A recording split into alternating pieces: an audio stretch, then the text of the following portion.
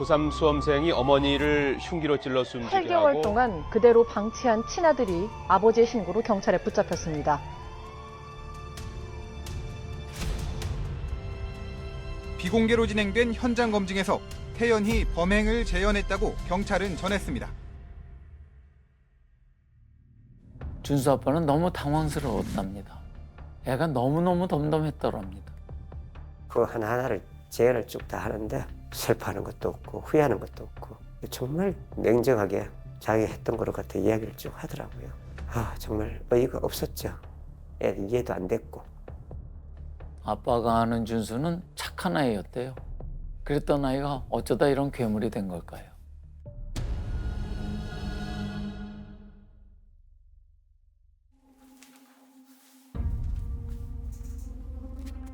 지금부터 준수 얘기를 들어보시죠.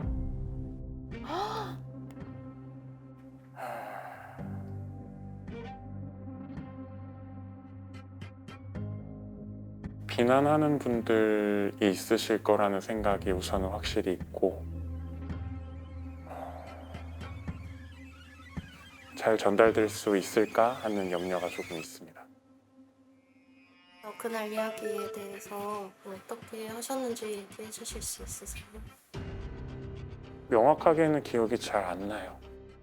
먼저는 너무 무서웠고 그 다음으로는 죽기 싫다는 생각을 했어요.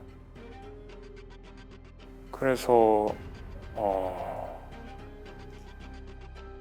이제 부엌에서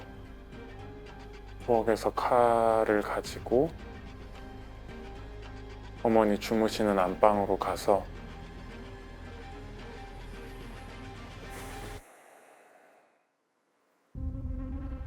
어머니를 해쳤어요. 준수가 본격적으로 공부에 매달리게 된 건 바로 이때였다고 합니다.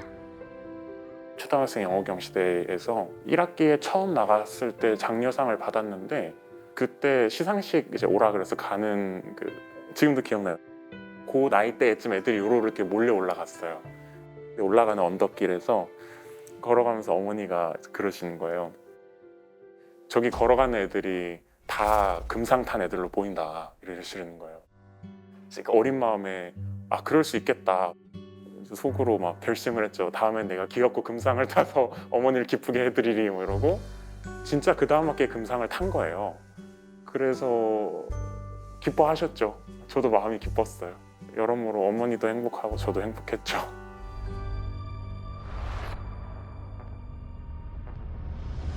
제가 딱 그냥 확 기억이 나는 건 중1 때 제가 첫 시험에서 전교 2등을 했어요. 되게 기뻤어요. 기쁜 마음으로 가서 어머니께 기쁘게 그 소식을 전한 뒤에 이제 혼나면서 맞았어요. 전교 1등도 아닌데 좋니? 전교 2등으로 만족했다고. 올라갈 생각을 해야지 만족을 하면 되겠냐 이렇게 이제 혼났어요. 약간은 억울하지만 뭐 그럴 수 있겠다는 생각으로 이제 그 다음 시험에서 1등을 했거든요. 또 이제 기쁘게 갔다가 또 혼났어요. 전국에 학교가 몇 개인 줄 알아? 전국 1등을 해야지.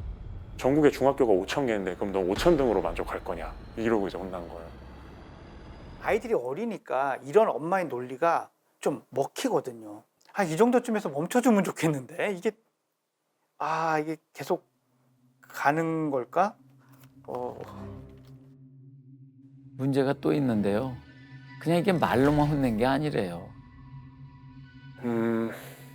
재벌.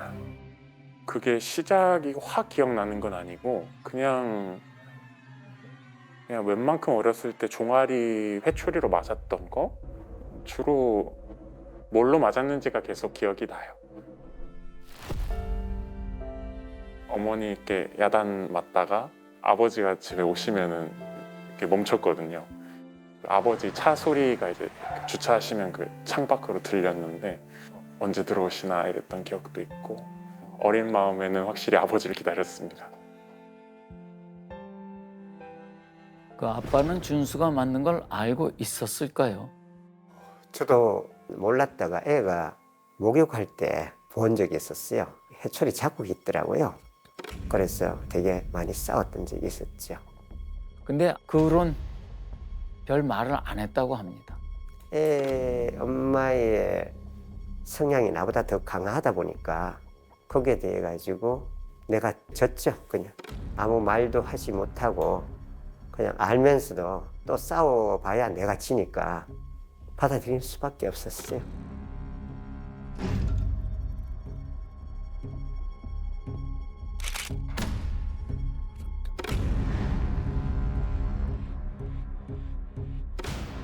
그나저나 엄마는 왜 이렇게 공부에 집착을 했을까요?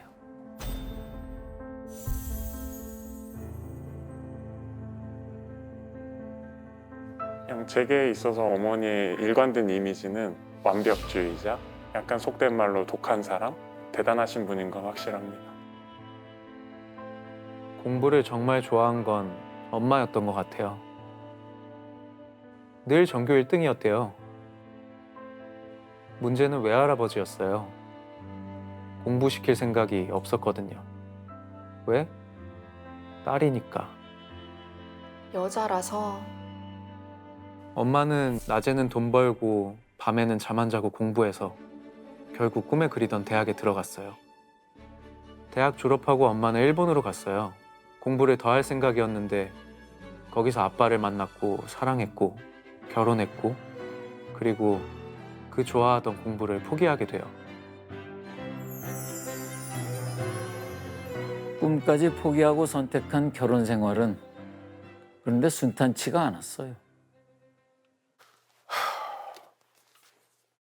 결혼했는데 또 자기가 판단한 남편의 모습이 정말 아니었던 거죠.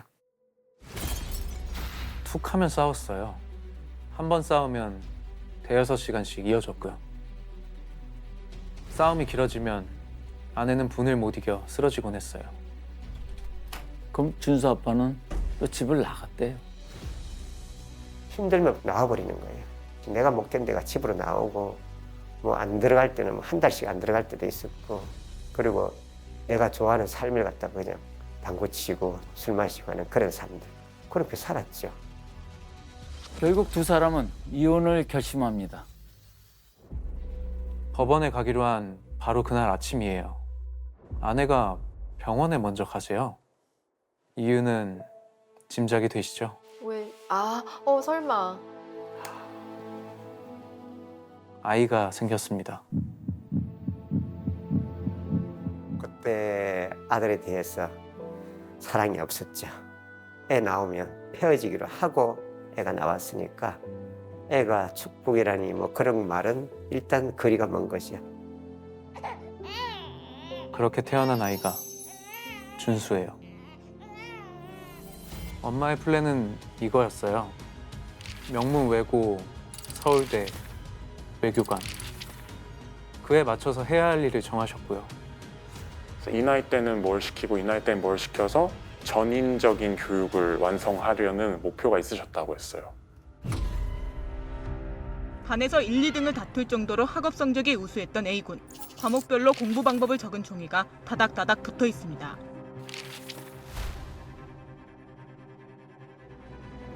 그러던 어느 날 올 것이 왔습니다.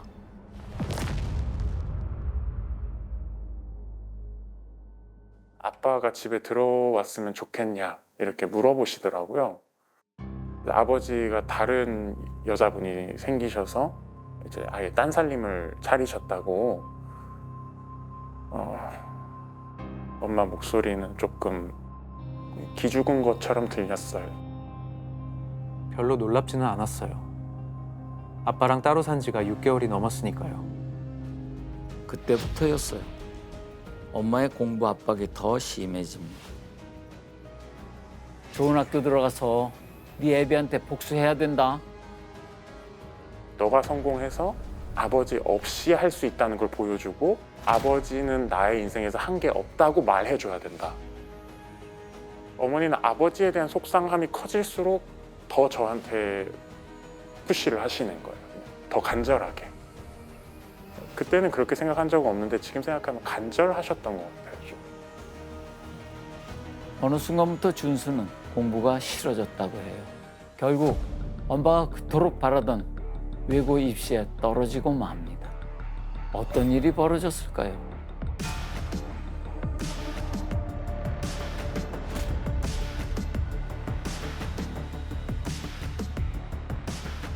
7번 아이언 아시죠? 준수도 중학교 때 골프를 배웠어요. 성공하려면 골프 칠 줄 알아야 된다. 외고 시험에 낙방한 뒤에는 7번 아이언이 매로 바뀌었습니다. 맞을 때 입는 바지가 있었어요. 그 피에 좀 이렇게 아예 엉덩이 부분이 이렇게 피로 절어 있는 바지였는데 피 나면 자꾸 바지를 버리잖아요. 빨아야 되고 막 이러니까 감당이 안 돼갖고 빈도가.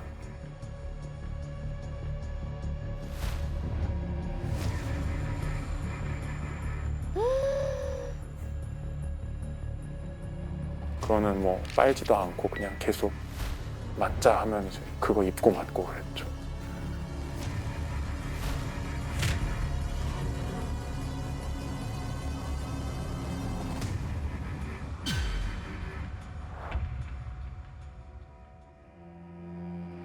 제일 생각 많이 나는 건 조는 것 같아요.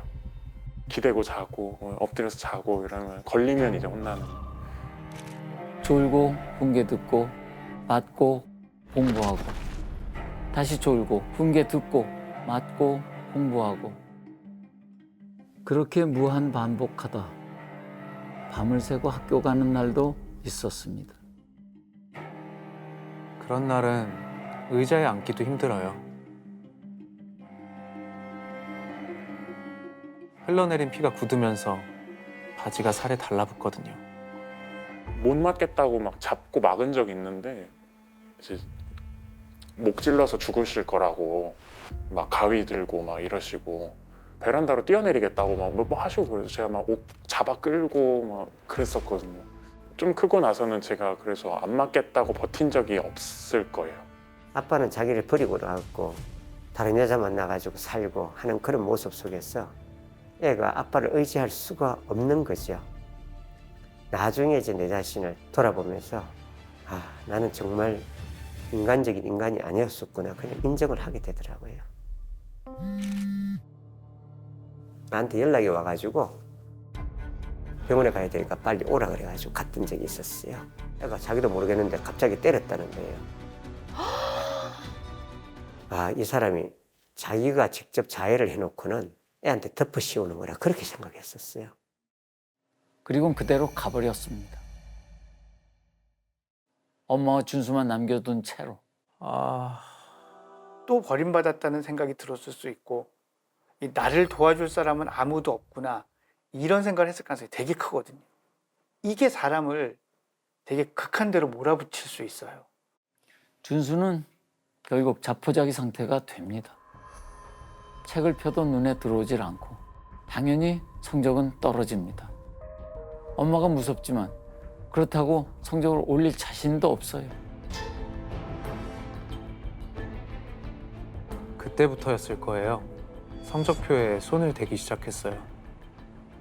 모의고사 전국 석차를 2,700등에서 1,200등으로 고쳤어요.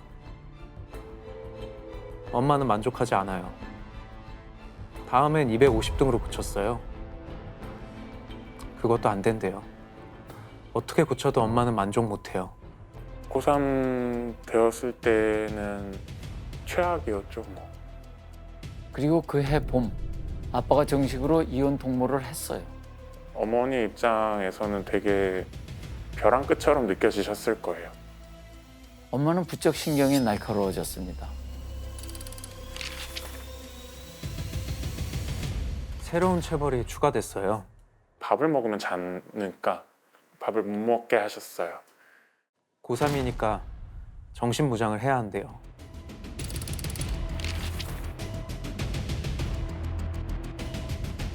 이틀째가 되니 배고픔은 생각보다 견딜만 했어요. 근데 잠을 못 자는 건 차원이 달랐어요.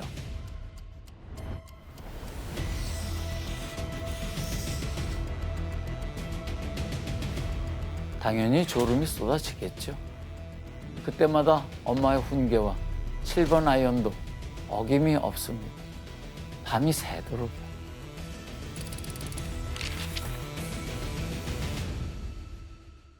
그때 밤을 새고 혼이 났었어요.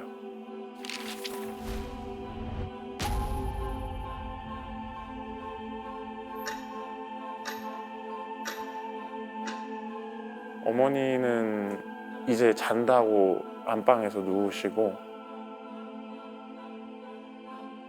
저는 거실에 나와서 이제 책상에 앉아서 공부를 해야 되니까 그날 계획표 뭐 짜네 마네 이러고 앉아 있다가 잠깐 멍하게 있었어요, 그냥.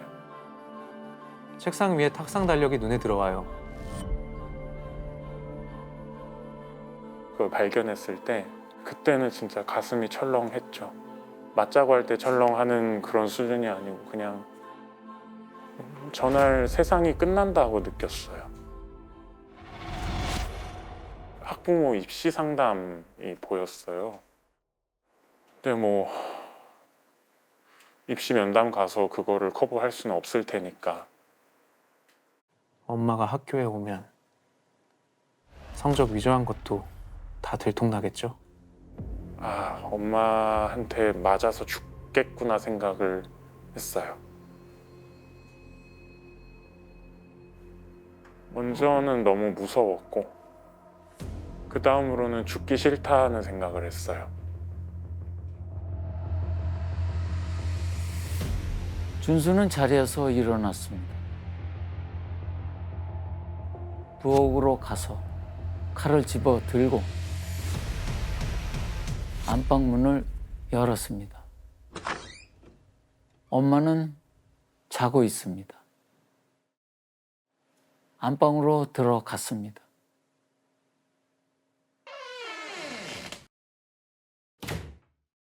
그리고 그게 끝입니다. 아유.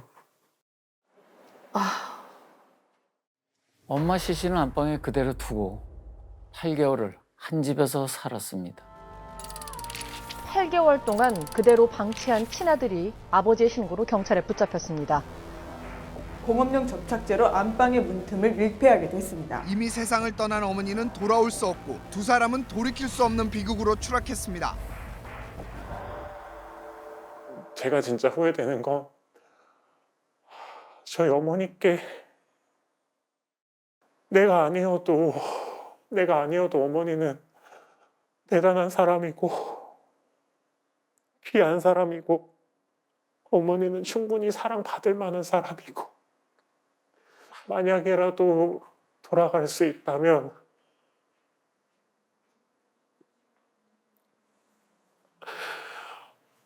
어머니께 그렇게 말씀드리고 싶었어요.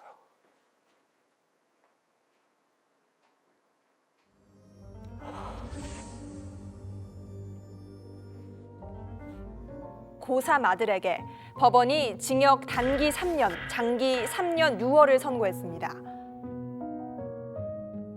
오늘 재판에서 증인들은 그분도 결국 피해자라면서 안타까움을 나타냈습니다.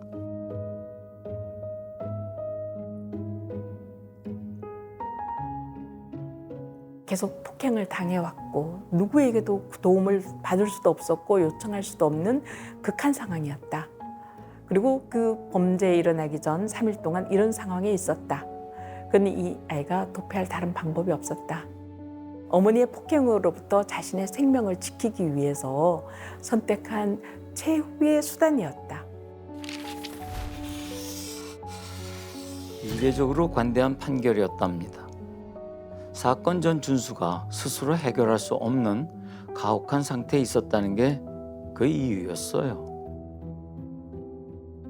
우리 법이 내릴 수 있는 최저 형량이었습니다. 이 판결에 대해서도 보는 사람마다 생각이 다 다를 겁니다.